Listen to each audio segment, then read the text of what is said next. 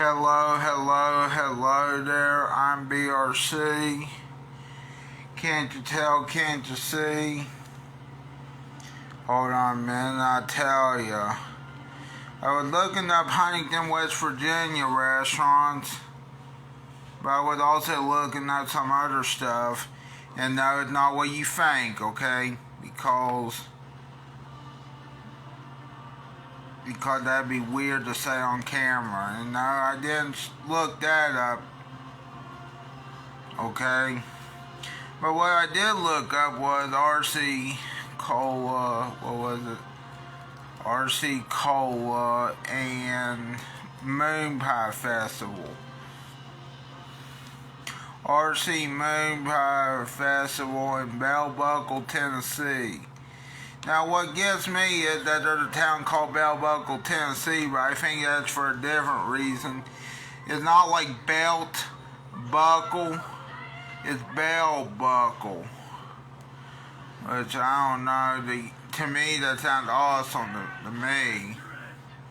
A town called Bell Buckle, Tennessee.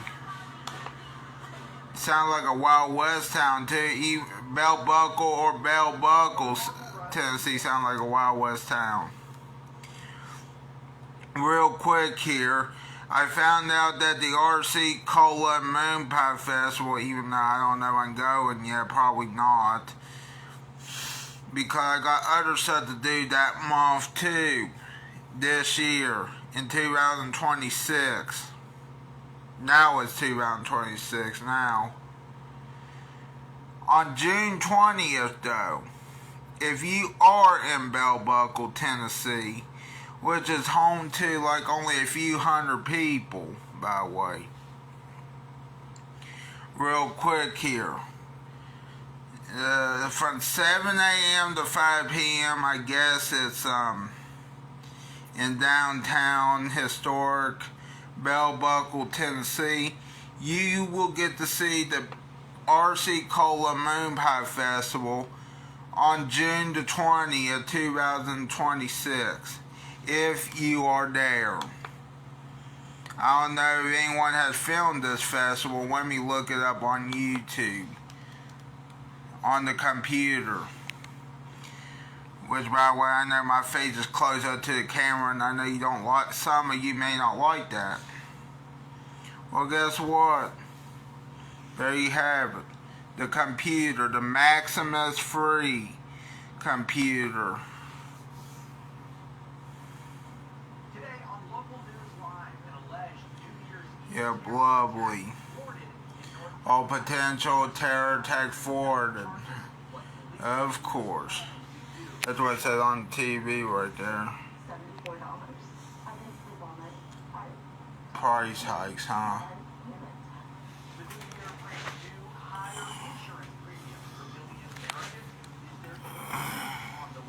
Hold on a minute,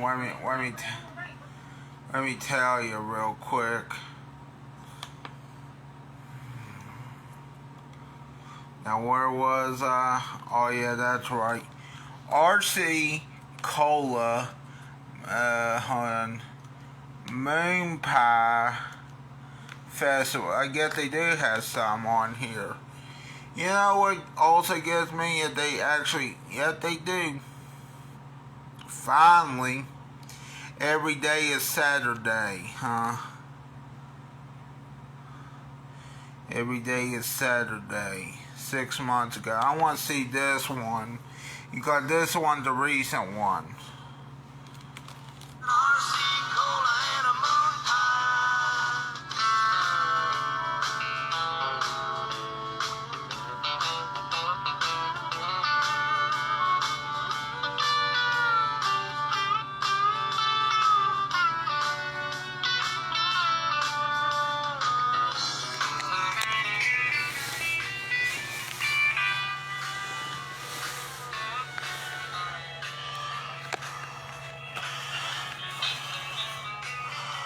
RC Cola and the Moon. Hey everybody, and welcome. Today we're here in Bell Buckle, Tennessee, getting ready to bring you guys along with us to RC Cola and MOONPIE Festival. RC Cola MOONPIE Festival. There it is, guys. Welcome to Bell Buckle's RC Cola and MOONPIE Festival.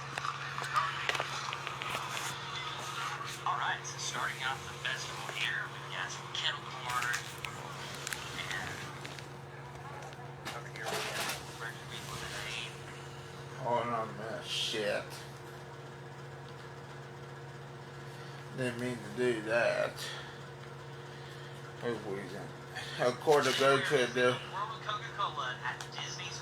Okay, there we go.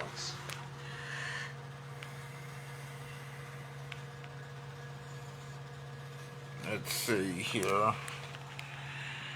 Get that. Yeah, RC Cola and the Moon Pie.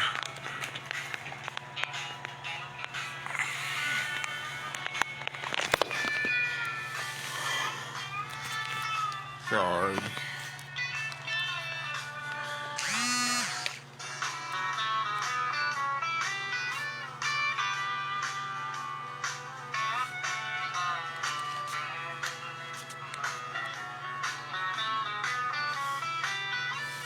Hey everybody, and welcome.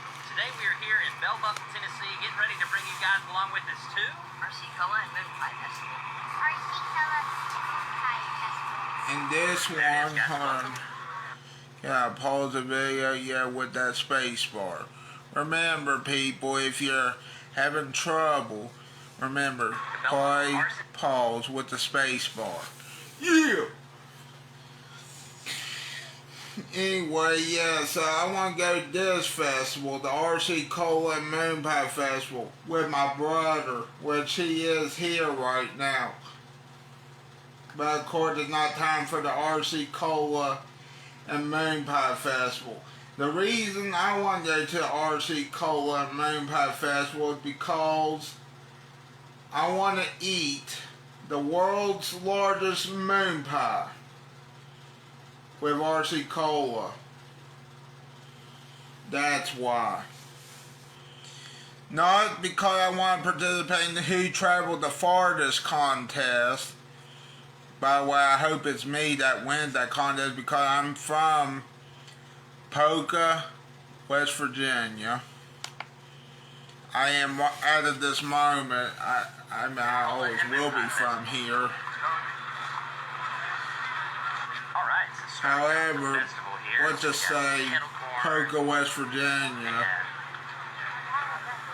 Hopefully I win that damn contest. That would be nice if I win.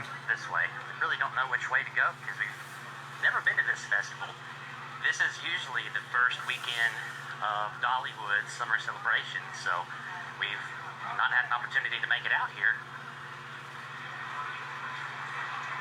You know what else gets me, people? I've been to Pigeon Forge not too long ago. Pigeon Forge and Sevierville are the places. Gatlinburg, however, it is a place. However, if you want to go to Gatlinburg, be prepared. Number fucking one. And number two, I would show you a video of me in Pigeon Forge, which I might, depending. But then I may also show you me at an arcade that was in Gatlinburg called Fanny Farkles, I think was it. I can't remember what the hell it was called. It's hold on a minute. You know what else gives me? That they got this stuff too. Country meats, huh? Actually, I think I've seen that before somewhere. Country fun meat. facts about RC Cola and MOONPIE. Back in 1905 in Columbus, Georgia, Claude Hatcher, who was a pharmacist, decided that Coca-Cola, the syrup for Coca-Cola, was just way too expensive. So he created his own formula and named it Royal Crown Cola, also known as RC Cola. RC Cola was one of the first in the industry to have not only aluminum cans, but also a diet cola, which is called Diet Right. In Chattanooga, right here in Tennessee, Chattanooga, Tennessee, they created the MOONPIE. There was a coal miner from Kentucky who said that he wanted a cookie as big as the moon. Well, they accommodated his request and made that marshmallow goodness cookie with graham cracker covered in chocolate. And of course, there's a lot of flavors today. And today we're here in Bell Buckle, Tennessee. And now if you're a coal miner, guess what? You might get fired now. Those two. Even if you made an idea good like that. very important. Southern as good as the moon pie, you get fired probably because no one wants to mine for coal. Maybe that's a good thing because we don't Right here we have some need to pollute the air. However, really like this Tennessee I side know here. coal mining, So right here is well, it was Georgia big Pecan, around here, and here are a list of all of the but now it's offerings. not. They have mini pies, medium pies. Also, and a as few for the full coal pies power in plant there. or the power plant that's near me, And right here is the the other thing is not a nuclear power plant either, but it is a coal one, I think.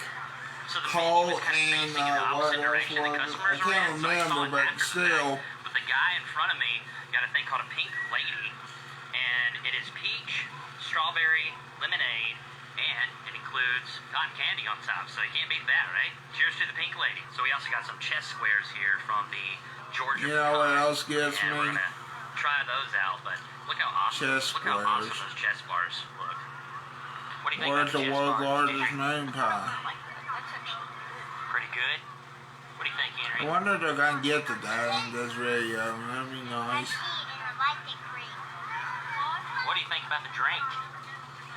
Well, what do I think about this video so far? I think it's a little bit boring for a moon pie and RC festival. Yeah, I want to make a something similar to a Mr. Beast video, except I'm not rich. Okay, people. Let's just say I made a Mr. Beast like video, okay? Except I'm not Mr. Beast. I will say that, but I want to make a video where I'm at this festival and I want that damn world's largest moon pie. I'm pretty sure they'll get to that in this video. They have to. And I want to eat that world's largest moon pie. Some of it, not all of it, because I think it's 100 and some pounds. Can you imagine? No one can eat 100 pounds anyway. I usually like my chess squares. I want to eat at least 2 pounds of it. It's in the 90s That'd be a out here lot of today, damn so this is a moon little bit pies. warmer, but I still love it. Jennifer, I think it's actually just a cake, but I but don't know. it is I so will good. see. Peach, lemonade, Shaped like a strawberry, moon perfect pie. summer drink. I think it's what it actually is, so I'll be. And But a we'll major see. component of the RC Cola and Moon Pie Festival is the RC Cola and Moon Yeah. Pie Festival Parade, which is just beginning here. And there's Miss Moon Pie and Miss RC Cola. And if you've watched national news lately, you know that there was a zebra on the loose. And I think we found him here today at the RC Cola and Moon Pie Festival. That zebra was on the loose about 15 minutes from That's here, funny. actually. So not too far away in Christiana, Tennessee. They're throwing out moon pies. Who's this? And here is the Grand Marshal. The Grand Marshal, okay. Carla. Cheers to RC Cola. And moon pie. So far, they've all been chocolate. What is your favorite moon pie? So if you I like think moon chocolate or pies, I like vanilla. banana. I think banana's my favorite. But Banana? what your Hold favorite on, flavor wait a minute. Banana moon pies. You mean that nasty fucking banana flavor? Fuck you. And here are the Shriners. And fuck you so fucking hard. And we're actually going to see a Shriner who's very familiar to us here in just a second.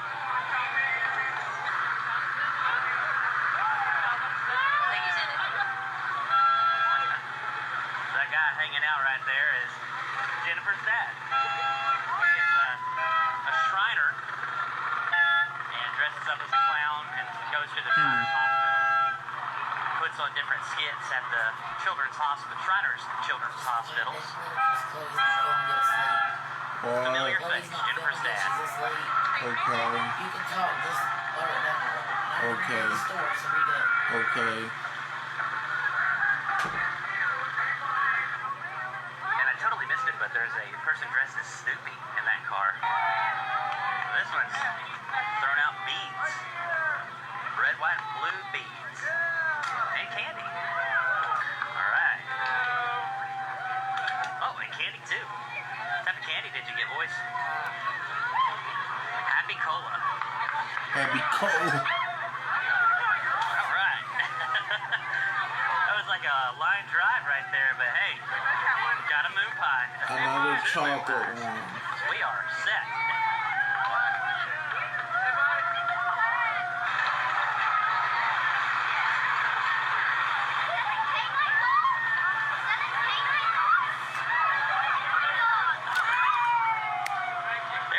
Gentry caught a vanilla moon pie. We finally got the different flavor. Oh, A little vanilla. mini chocolate. You get lots of candy. Lots of candy.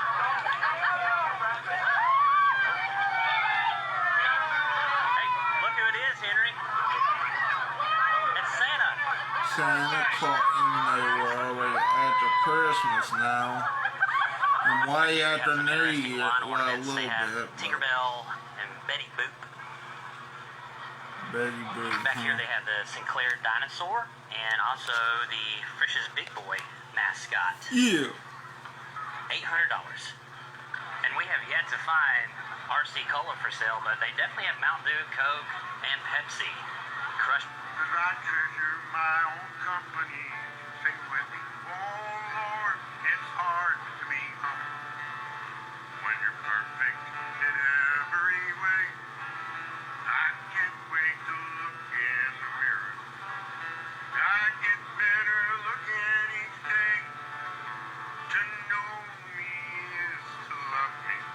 So the official festival t-shirts are down here for $20, and they have tie-dye RC Cola Moon Pie shirts. It says happiness is an RC Cola and a moon pie. So here at the RC Cola Moon Pie Festival, you can also find Nerds on the Go. Sorry, bro. How's it going? Sorry, Alright, so we have found some ice cold models of RC Cola. Alright, so we have found our RC Cola in a bottle, which is always best too. And Jennifer has not had a caffeinated soda, pop, Coke, whatever you want to call it, in 14 years. So she's not going to partake in this. It's rare that the boys get soda. We film maybe once a week, and it's like a treat for them to get it. Sometimes twice a week on vacations, maybe a little more than that. But it is a treat for them. They're getting it today. I don't know if Henry's ever had RC Cola, so here we go, boys. Let's cheers to RC Cola. All right.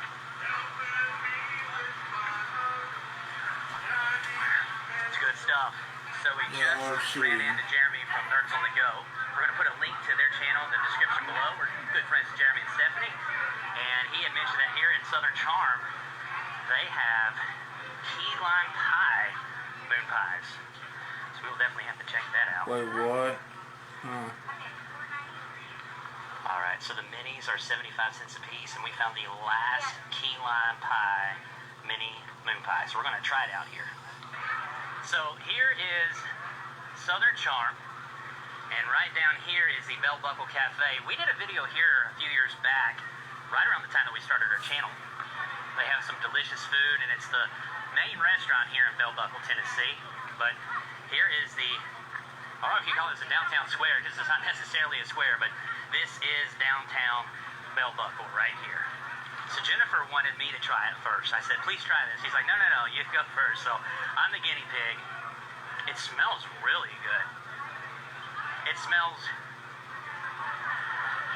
well, you smell the lime obviously, but it almost has like a vanilla and lime scent to it. But there is what it looks like up close. We got the marshmallow. The marshmallow may be hard to see with the sunlight out here, but it does have a very slight green tint to it. And I'm washing it down with RC Cola. Now, RC Cola Moon Pies was known as the working man's... Now, RC Cola Moon Pie was known as the working man lunch years ago, where you could get a moon pie for just 5 cents. Modern day times, the newly released key lime pie moon pie. That's actually really good. Alright, so I'm not the biggest fan of moon pies, but I thought maybe I would like this one because it's key lime, and I love everything like to do with key lime, lemon, all that kind of stuff. So here we go. That's actually not bad. It almost tastes like a lemon cookie or like one of those lime cookies that you get that just has like the very light lime or lemon taste. Kind of like those ones that have like the powdered sugar on it. It's kind of similar to that, but not as strong of a citrus flavor. A lot of the residential homes open their yards up for parking. And from what we can tell, parking is $10 at each of these yards. So we took full advantage of that and parked in the yard. All right, everybody, that was the RC Cola and MOONPIE Festival. Henry, what'd you think about the festival? Well, I liked it. The moon pie was very good. And I also liked the RC Cola. And, Did you enjoy seeing your grandpa in the parade? huh? All right, and Tree. I really enjoyed how the parade, they just hand you out candy and all that sorts of goods. And so we didn't have to buy moon pies. But all in all, it was a great experience, and I definitely come again. All right, and Jennifer. Shout out to Sweet Pea and the Shriners. Y'all were the best in the parade. The parade was my favorite. I really enjoyed that. I enjoyed seeing all the different unique floats and everything, and that was really fun trying to catch the candy and the moon pies. And I have to say, I was a big fan of the parade as well, and just there's so many vendors. We didn't show everything. There's just so much going on. It was very crowded, so a little difficult to film, but a really fun event. It was actually more crowded than I anticipated. I thought, it would just be a really small festival, but no, every patch of grass, every sidewalk, anywhere where they could find any, ounce of real estate, they were filling it up with a tent or something to sell. And so, like I said, we didn't film a whole lot, but we enjoyed filming the parade, and definitely check out the key lime pie, moon pie, if you're able to access one of those. I do know if you're in Tennessee and Pigeon Forge, they have one right off the Parkway. We've done a video there before, but that was a fantastic moon pie. And not a big moon pie fan, if I could talk today. Jennifer doesn't really care for them too much, but I really enjoyed the key lime pie, and I like the banana as well. But guys, it's the third Saturday of every June in Bell Buckle, Tennessee. It's the RC Cola and MOONPIE Festival. You got to check it out, guys. And guys, we thank you so much for joining us at the RC Cola and MOONPIE Festival in Bell Buckle, Tennessee. We sure to look forward to seeing you on the next episode of Every Day is Saturday. Subscribe to our channel, please.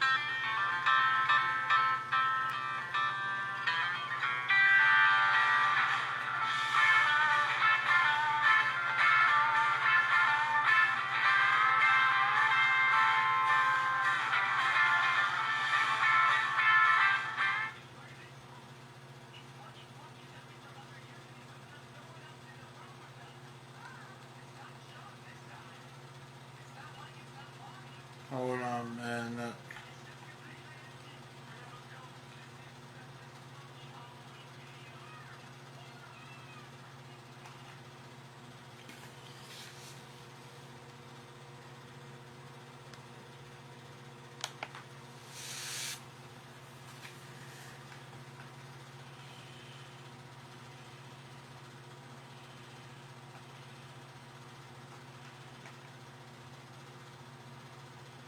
Getting weird in the Philippines and partying in an abandoned factory, Coca-Cola may have won the soda war, but the untold truth of RC Cola is worth sipping on.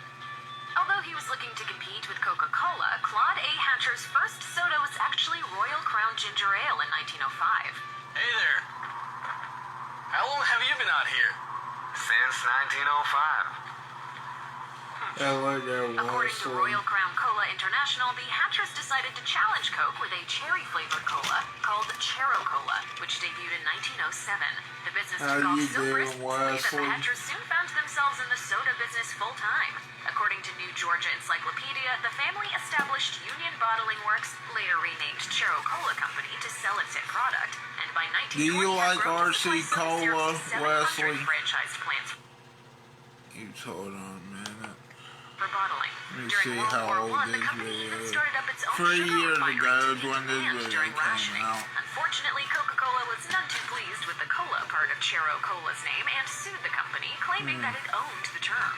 Mental Floss reports that Hatcher fought the lawsuit for years as he grew his own business, but in 1923, a judge sided with Coca-Cola, forcing a name change to just Chero, which negatively impacted sales. The cola was discontinued as Hatcher instead focused the business on his popular fruity soda, which was called Knee-High. This led to another company I tried Knee-High Corporation in 1928, according to the New Georgia Encyclopedia. However, when the Great Depression hit, Knee-High...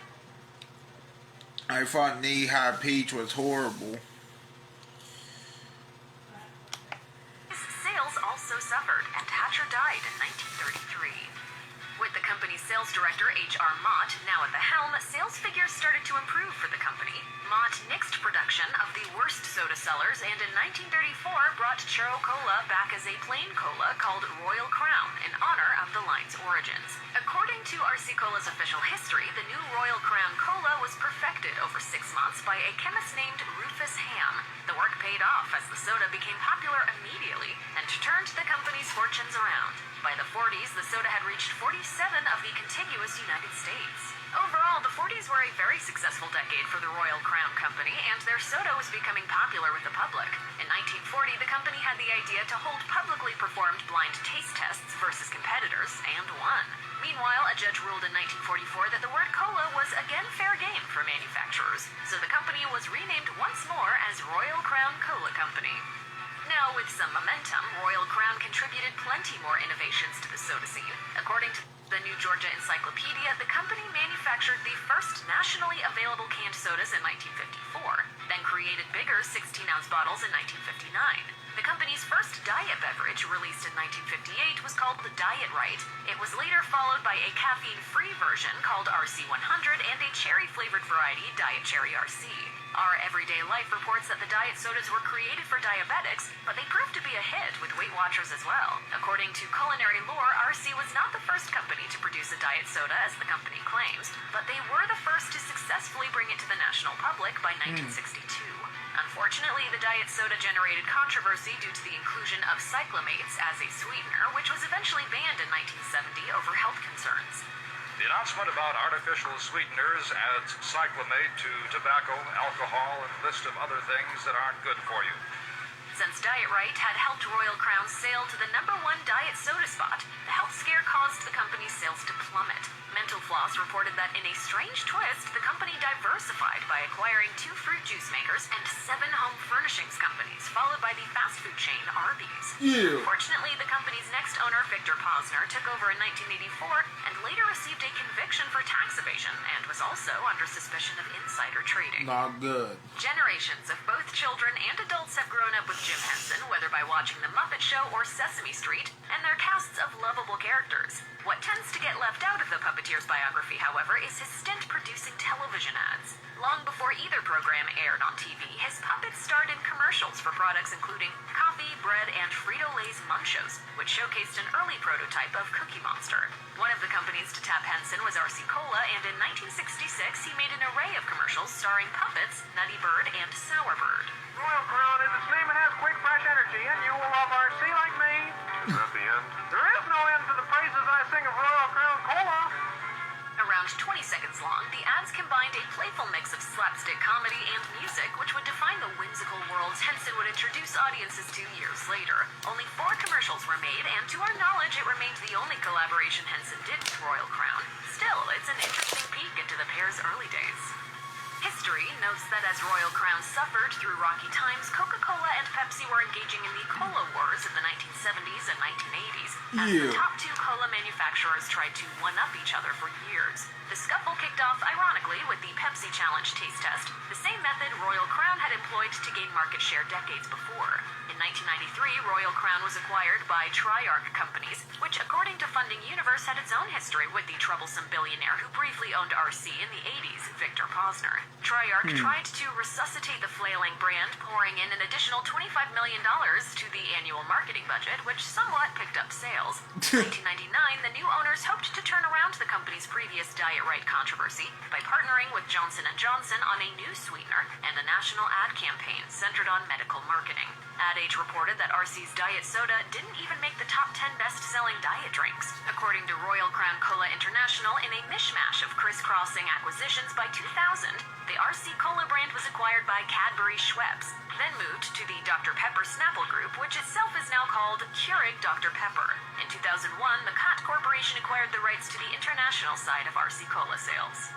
Columbus, Georgia is the birthplace of RC Cola and in many ways the soft drink industry. It's inevitable then that the fountain beverage would enjoy some sort of historical tribute. According to WRBL, if you venture to River Market Antiques on Hamilton Road, you'll find the RC Cola Museum showcasing rare memorabilia and knickknacks related to the drink, including a syrup dispenser that's the only one of its kind. The museum, which opened in 2021, has been a hit with visitors. Owner Alan Woodall told WRBL that the museum is dedicated to the locals who built RC Cola from the ground up, either working in its bottling plants or selling it in mom-and-pop stores around town. Speaking about the museum, Woodall said, "It's affected many, many thousands of lives in Columbus and the surrounding areas. We're just proud that we can have this museum for all the former employees and the people that love these museums."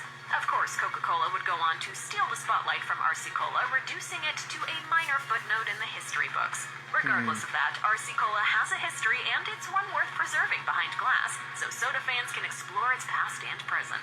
In addition to the RC Cola Museum, the building houses other museums, including the Knee-High Drink Museum, the Lunchbox Museum, and the Georgia Radio and Hall of Fame Museum. These are memory capsules, is what these museums are. According to Contagious, Royal Crown's dirt cheap pricing helped it stay competitive with Coke and Pepsi in the Philippines, but when a government-backed sugar tax caused soda prices to soar in 2018, RC Cola lost its economic advantage on the market. Rather than settle for sluggish profits, the brand decided to make waves through the power of advertising, and the result was a series of mind-bending commercials whose method to success may as well have been operating under the strategy of the weirder the ad, the better. The Basta campaign, which means whatever in Tagalog, consisted of seemingly mundane scenarios that all took unexpected turns that somehow led directly to drinking RC Cola. Unsurprisingly, the ads quickly went viral. Ad Age reported that there were over 1 million views on launch day, with 51 million accrued over months following its premiere. What the the US couldn't fuck? get enough of them either, between trending on Twitter and getting a shout-out on The Ellen Show. Giggle, the creative firm behind it, intended to cause a stir by going big, with managing partner Jake Years Torza telling Contagious, "I always say that it is more expensive to be safe than it is to be brave, because when you play things safe, your ideas are not going to travel as far." Clearly, the strategy worked, because according to Business World, RC Cola's sales spiked 67%. Underground art shows or dance clubs seem to always take place in warehouses. One of Florida's top venues, RC Cola Plant, was, believe it or not, a former bottling plant for Royal Crown Cola. A major fixture in the Wynwood Arts District, it's a colorful graffiti-plastered hub that hosts every big event imaginable, from music festivals and DJ sets to globe-spanning art exhibits. Imagining the facility's dramatic transformation into an edgy, envelope-pushing locale feels almost absurd to think about. At the same time, its origin story is actually pretty clear-cut. After Posner obtained RC Cola in the 1980s, the brand shifted the site of its company headquarters from Atlanta to the sun-drenched coasts of Miami. As Abandoned Florida explains, the plant chugged along for the next decade until shutting down in 1993, following Posner's financial schemes. From there, the building stood empty and served as a blank canvas for local graffiti artists. Theory Isenberg reports that the venue was eventually being repurposed into a public art space. Mana Public Arts, which owns the venue, has facilitated an array of projects celebrating street art in all its forms. According to Street Art NYC, in 2016, artists from Florida and New York gathered during Miami Art Week to deck out the venue in expansive murals as part of a team-up between the organization and the Bushwick Collective. In 2017, RC Cola made headlines when a Twitter post mocked President Donald Trump's now infamous Kofifi typo, tweeting, "We have no plans to release any Kofifi-flavored cola. If you want the taste of incompetence, there are other sodas more readily available." Business Insider reports, however, that the account that wrote the tweet, Official RC Cola, wasn't actually official at all. A random internet user had created the account, and prior to the above commotion, had been tweeting from it for 2 months. Predictably, RC Cola's parent company was not pleased by the antics. Keurig Dr. Pepper immediately denounced the post on Twitter and attempted to get the profile taken down. Within days, the comeback confirmed that the account had been suspended.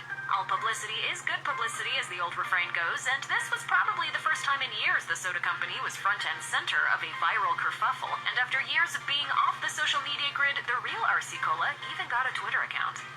Today, Cott Beverages boasts that its version of Royal Crown is made with pure cane sugar. The diet alternative Royal Crown Cola Slim blends in some stevia for 50% fewer calories. Keurig Dr. Pepper, meanwhile, oversees a slew of soft drinks in its portfolio, including RC Cola. Mental Floss explained in 2015 that no RC Cola product was close to the top of soda sales charts, despite its dedicated fans in the South, presence in Chicago pizzerias, and even an old-timey Southern song that pairs it up with moon pies. Its multi-year sponsorship of race car driver Marco Andretti, inked in 2013, also didn't do much to change RC's fortunes. RC Cola is sold in 67 countries around the world. Maybe one day it might become popular again. I don't know. It remains a beloved Southern underdog that's worth sipping. I don't know. You never know what goes on in this world.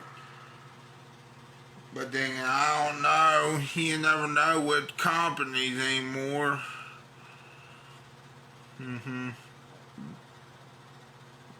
But then again, it's RC Cola why it failed.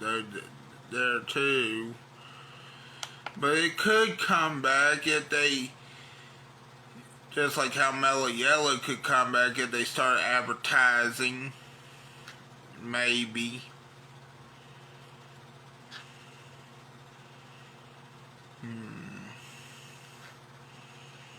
Let's see what else I can find here. Let's go to Facebook now. Ow.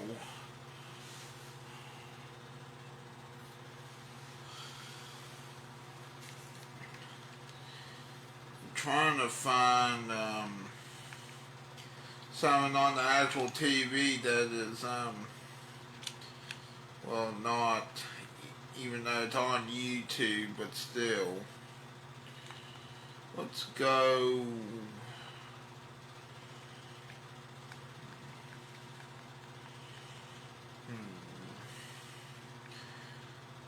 I want to go to WSAZ News Channel 3, but I know nothing's on right now other than that stupid. Yeah, it's the same shit as earlier. Military recruits face deadly whatever fucking risk. Yeah, I think it's exertion. You get the point. Okay, but other than that, that's besides the point right now. Let me see the previous newscast. Should what's today's Studio 3? That should be good. And I'll let you know if I find something on the computer. Oh, let me turn the volume up. That might help.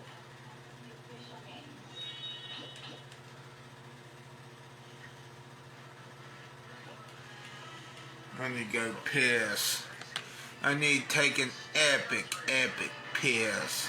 And a happy new year to you. Yeah, I hear you. Looking for a way to stay busy this winter? The Cabell County Public Library is offering plenty of programs and events, not just for kids, but for adults too.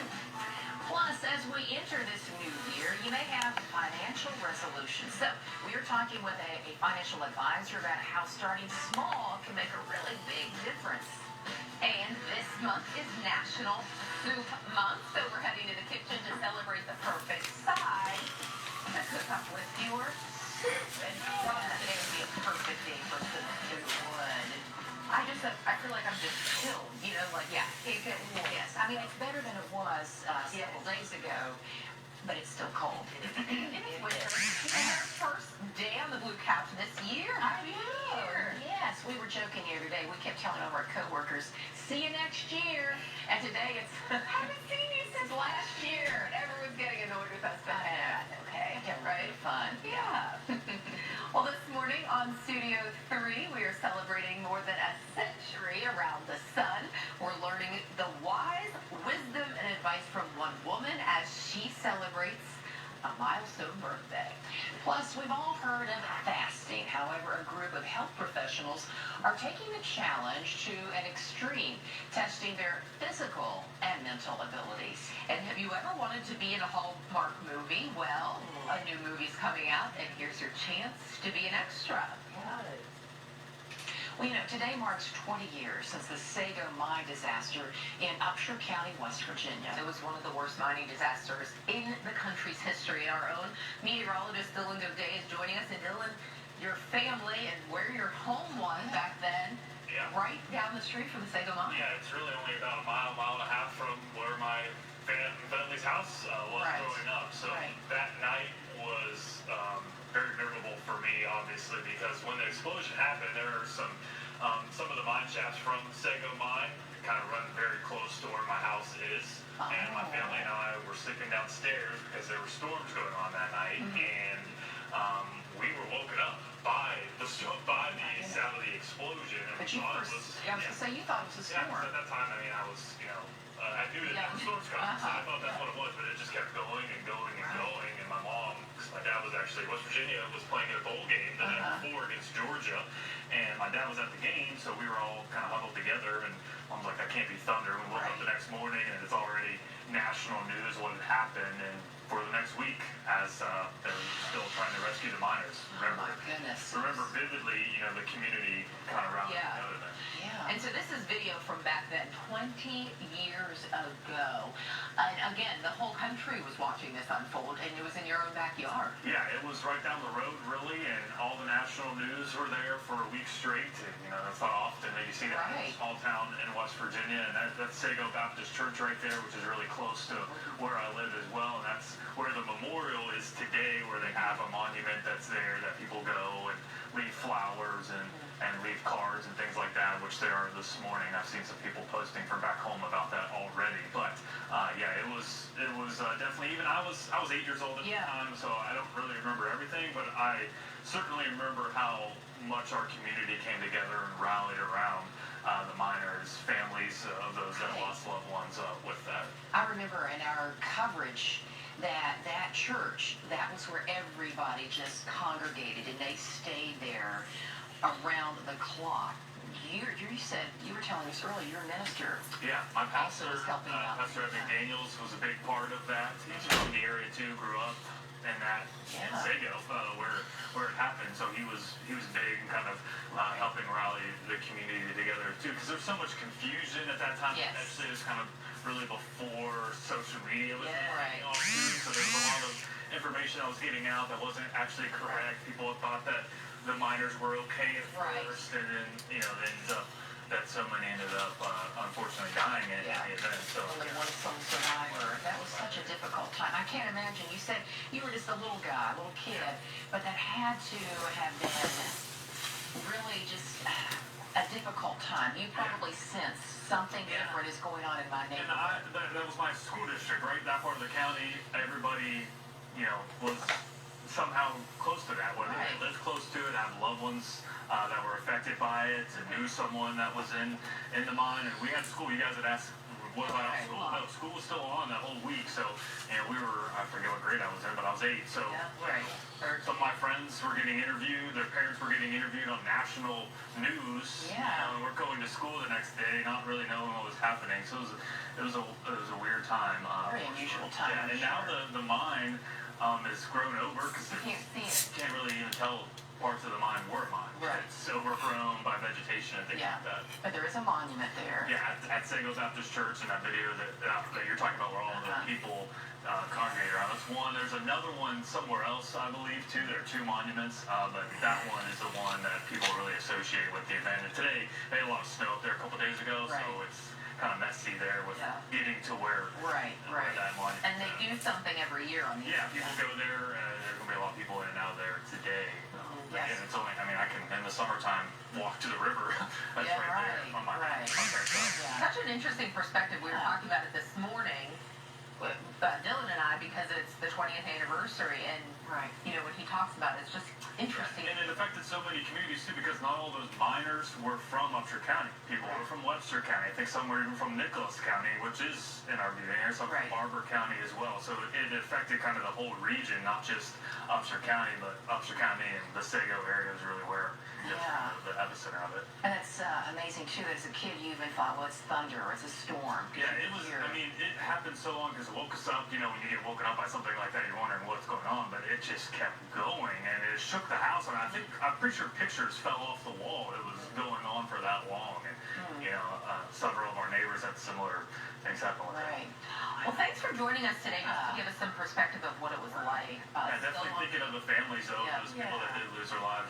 20 years. It's crazy to think it's been that long for sure. It really is, Yeah, well, great talking with you. Thanks so much for sharing your memories of that. Thanks, Dylan. Yeah.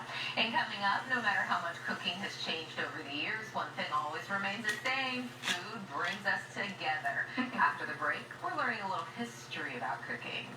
And we are also hanging out in our kitchen to wrap up and whip up a side dish perfect for soup this time of the year.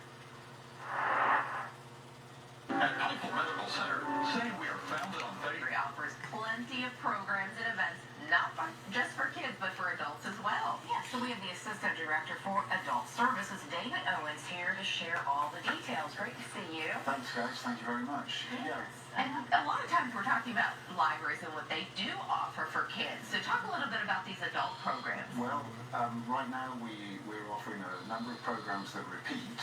We have a Spanish language group that meets. We have a watercolor group that meets with meeting and book groups, book clubs rather. Let's say what was going on. Branch, and we have many of our branches, the 7 branches throughout the county. Many of them host their own book groups too. And then we have the sort of one-off things that we, when we reach out to people and they might come and do an informational session. An example of that was November and December we had Legal Aid of West Virginia offering informational sessions for our patrons in the library. And I know you often have authors Yes. come in that are regional or local. Yeah.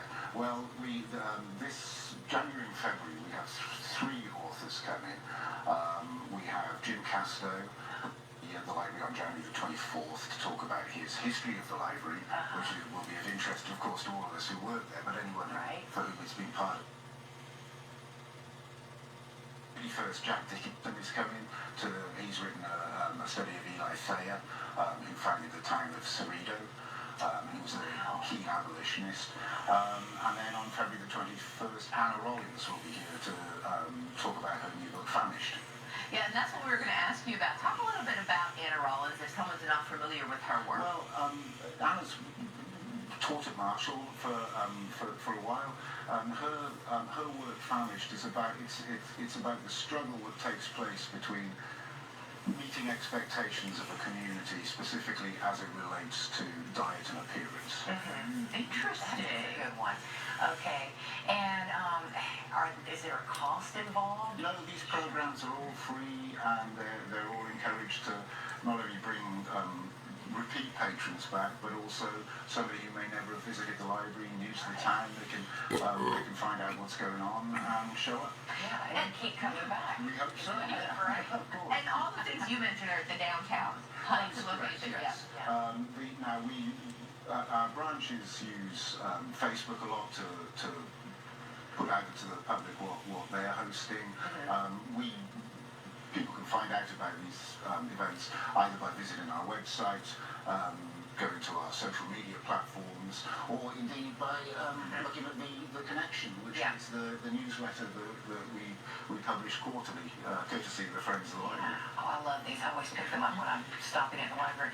Why do you think it's so important to have events for adults? Well, we know you have tons of activities for the kids. Yeah, I think it's important to have adult events in the library because I think that first off it helps create a sense of community. Yeah. And it can and we're just stronger when we have a better community. Right. Everybody is, we all benefit from that. But also it's a sort of it's a forgotten experience of coming together as adults outside of traditional conventional settings. And this is an important way of meeting our mandate, which is to fulfill people's recreational, educational and informational needs. And I think if we're very good at concentrating on the children, because those are delightful programs, everybody has fun. But with adult programming, really what we're trying to do is help create a sense of community. Right. And use our institution as an anchor for that. And you just might make some new friends and have some fun. Absolutely. Yes, and we had people in the week before Christmas frantically making tree decorations. Oh, that's wonderful. Yeah, so and they were all adults. Now, David, you mentioned the social media platforms. Is that the best way to keep up with new events? You know what? I got a better idea. I mean, that's alright, but still, I do got a better idea. I want to tell you, Simon, real quick. And yes, this is a good thing. Don't worry. Why wouldn't it be a good thing? And why would it be a bad thing? Is what I'm trying to say. Because it isn't a bad thing. Unless if you don't want to pay a lot or don't have the money. Right now, I don't have the money for it right now, though. Why? Because I used it the other day. But don't worry, I'm getting my gift card, I think, back, if I remember right, in the mail. Sooner or later, getting in the mail. Hopefully. Anyway, this is about Lyft. For those who don't know what Lyft is, it's a ride-sharing service. Kind of like how Uber is, but you know what the difference between Lyft and Uber is? Lyft is fucking cheaper. Just remember that, people. Lyft is fucking cheaper, especially if you sometimes use Cash App with it. And I will tell you what I'm talking about in just one moment. Because here's the thing, people, and I'm going to show you in just one moment, too, what I shared with people. Oh, yeah, I say 50%, not 15, 50% or more on my car ride with Lyft. Yeah. From Gino's Pizza in Polka, West Virginia to the Clay Center in Charleston, West Virginia the other day on New Year's Eve, December 31st, 2025. Yeah. And do you want to know something originally of what it's going to cost me? Do you want to know how much it originally what it's going to cost me? $28.92, and then I applied a promo, and that's not only it, people. Get this. Why? Because I actually ended up paying this amount instead of, what was it? Instead of like $28.92 for the ride, I ended up paying $17.48. So guess what that means? I'm smarter than the average bear.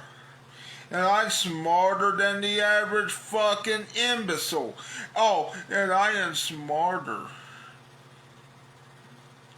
than Shane fucking Storm. Shane Shitester Storm.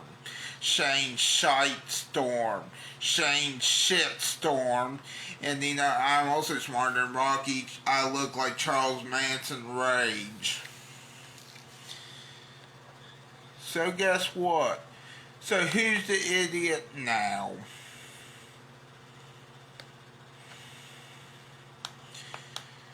Also, and then I went on another Lyft ride that same day from the Clay Center to Long John Silver's. At least I didn't have to wait for the fucking bus. $10.95. Okay, I think that's worth it. I think both of those trips were worth it, to be honest. And I also, but then I tipped them $2, so it ended up being $12.95, but still. His tip was worth it. Why? And because you need to tip people sometimes, but also is because he had one that, you know, those air fresheners or whatever. He had one with a woman in a thong on one of them, which I thought was funny. And if maybe, however, if I was a woman or a girl riding in that car, I would not probably ride in that car. probably because they'll get offended more, not because of the other reasons. And you guys have to close on the date. I just wanted to show you that. Those on our social media, and we'll put them on the website as well. Kind of wish I took a picture of that air freshener or whatever it was. For the poor person who strolls up to the building. I thought it was funny. I was going to ask them about it, and I thought that's fun. That's funny. Yes. Best done by the website. Yeah. So that's wonderful. So, and I love the fact that you all do so many programs for the adults, grown-ups. A lot of people may not realize it. No, they don't. And I think many of us who've been guardians or parents have an experience of taking our charges to the library. But we don't often think about going as adults. Right. We've hosted Scrabble tournaments. We have jigsaw puzzles for people just to drop in and work on. So, we're definitely trying to promote the idea that you can come and have fun at the library as an adult, not just as a child. It's involved many of our wonderful children's programs. Yes, we can take ourselves to the library. Yeah, well, thanks so much for stopping by and sharing what you all are doing for the year and ways for us to keep up with these events so we can plan our next visit. Great. Thank you very much.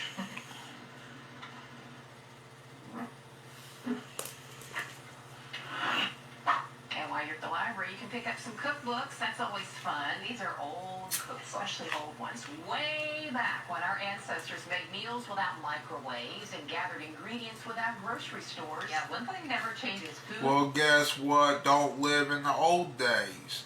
Live in the new. Always brings people together. I recently visited Heritage Farm, Museum, and Village in Huntington to learn more about the history of some of our country's first foods that are still... Country's first food. What are they? I don't know.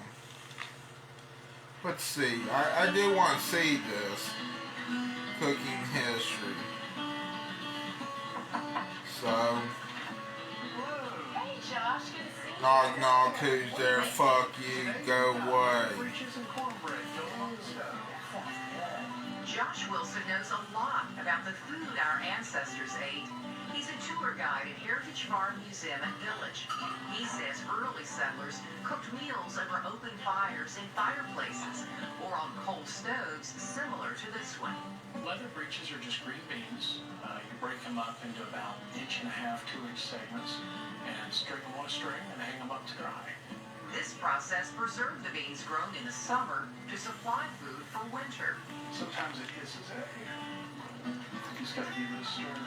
Along with beans, cornbread became a vital, cheap, and energizing staple, especially this time of year. Josh says the Native Americans taught the settlers the first recipe, and it spread household to household. One of the many improvements to meal prep in the U.S. arrived in 1796. That's when the first American cookbook became available. Prior to that, a lot of the things that we know about people eating was written in letters. American cookery included tips to prepare everything from poultry to pies, but didn't offer much detail on how to do it. Josh says the Boston Cooking School published the first modern cookbook, and it looks more like the ones we see today, with exact measurements and cooking times. This made fixing a holiday feast of roast turkey, mashed potatoes, and a Christmas pudding a lot easier. And while kitchen appliances and food preservation changed over the years, one thing remains the same. Food brings people together. Josh, thanks for the cornbread. Most welcome. Susan Nicholas, WSAZ. So much fun. I love it, and I mean, it's real cooking. It is. Our ancestors all did it. I know. So Josh gave me that recipe. I'm so excited. And we have it. We're going to put it on the screen for you. It's basic ingredients. A lot of things you may already have in your kitchen where you just got through doing a lot of Christmas baking. So we have dry ingredients, wet ingredients we'll put together. So the dry ingredients that you need, I think we're going to put that on the screen for you. 2 cups of yellow cornmeal. I've already thrown them in here. 1 cup of flour, 2 tablespoons of sugar, 1 teaspoon of soda, 2 teaspoons of cream of tartar. That's all in your dry ingredients. So you put those in a separate pan. Now, I left some of the fun stuff here. Okay, go ahead and pour in the 2 cups of milk. And then I'm going to whisk the eggs. I went ahead and cracked the eggs because I'm a messy egg cracker. I don't know if you're like that at home. Happen a lot. The shells go everywhere. So we're going to put And that it is in. a pretty simple recipe. Yeah, but not it's many been going ingredients. for years and decades. This particular recipe is from 1872. It's hard to believe. Now, as you can see, a lot of the tools of the trade have changed quite a bit. And this is something I've never made. You've never made cornbread? cornbread. Well, I feel like everybody has that one recipe, even if it's out of a box. Sure. That is the tried and true one that you do whenever you've got chili or soup. I might have to make it next time. Yes, I'm going to add our liquid ingredients in there. We'll keep mixing. I'll let you do a little stir in there. Okay, move this out of the way. Whisk away, whisk away. Now, Josh was showing it was a Dutch oven made out of cast iron. Yes. I have this one already at home. Oh my Pretty gosh. good workout. I don't know how much it weighs, but my goodness, that's a lot. So I made my cornbread in a cast iron skillet that we already had at the home. But when I'm making it for soups and chilies for years, I've used this. Look how cute this one is. It's adorable. My mom has one of these, and they look like little corn on the cob Yes. to make your cornbread sticks in. I hope our camera can show That's this. such a good idea. I It's found probably easier this. to eat. It is, and it makes them crispier. I found this one at one of the antique stores at Central City, about 10 years ago, and bought it. And for years, this is what I make cornbread in. So cast iron has been around since almost, our ancestors came over here and started making cornbread. And it's a fun way. Yeah, you can do more. I want to say boring, but this is food related. So I didn't use my corn sticks. I used this. Okay. So it came out kind of thin. It's Normally not corn's a little totally thicker, boring, it but depends it could be better. Sure, that's a bigger yes. area. Okay. And how long do you bake it for? This baked, about 30 minutes. 30 to 40 minutes. So I'm one of those, I always do the lesser At least you came prepared. time. Yeah, and it was looking good to me. So I did only 30 minutes there, but It 30 looks a little bit burned, but okay. 40. Okay, now we have to chili and soup. What else? Yes. This would be great. Well, beans and cornbread, make some soup beans this time of year. So, I had forgotten to bring Don't butter, eat so I too looked in much our beans. kitchen that we have here, and this was the only butter we had. That's it. We're gonna have to really. I quit eating baked beans a little bit because it made me shit and puke at the exact same time. Yeah, and I love butter. Butter is my favorite. Yes. Yeah, I'm so butter. excited to try this because again, I didn't grow up eating cornbread. I've never baked it. I don't know if it's more because I grew up in the north. Right. Part of It is more of a southern thing. Yeah. Now, it's better if it's Yeah, warmer. it's a southern It thing, is don't cooled down out worry. here in our, Oh, I get it's in our not warm. studio because we keep it a little cold out here. But this is that basic recipe from the 1872 cookbook. Thanks. And think how much fun it would be. Go through some of the cookbooks that you have, maybe at your parents' house, if you have grandparents, look through some of those. Or your local library, they have lots of cookbooks. And then you can have a little fun. I love how the recipes haven't really changed much, but this is how old of a recipe and everyone's still using it. I mean, a lot of people are still using it and it doesn't need to evolve much. Tried and true recipe. Now this would be good with some soup beans right now. Well, we're hoping this might encourage you. Sorry we're talking with food in our mouth. We're hoping this will encourage you because January is National Soup Month. Yeah, perfect time to make something like this with a different kind of soup. I'd love to hear What kind of soup people have. So if you have a favorite soup or cornbread recipe, send it to us. And we'll attempt to try here and see how it turns out. So send it to us. We've made it easy. Just contact us on our website.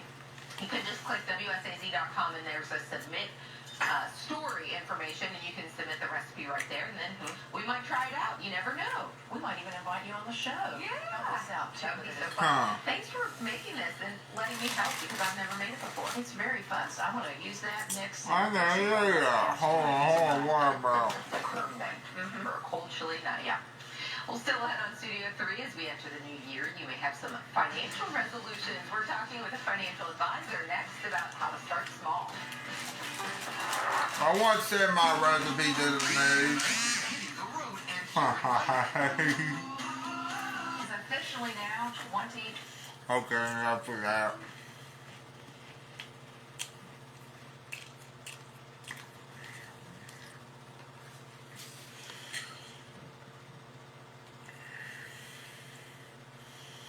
Just remind me to send my recipe to the news. Yeah. Let me go on to, where was it? Oh, there, Paramount Plus. Real quick here, we're over an hour now. An hour and 5 minutes over. I don't know how long we're going to be on here for.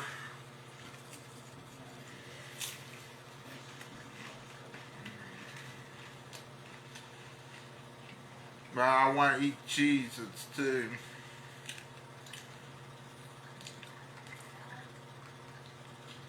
You know what I want to talk about? Not much more.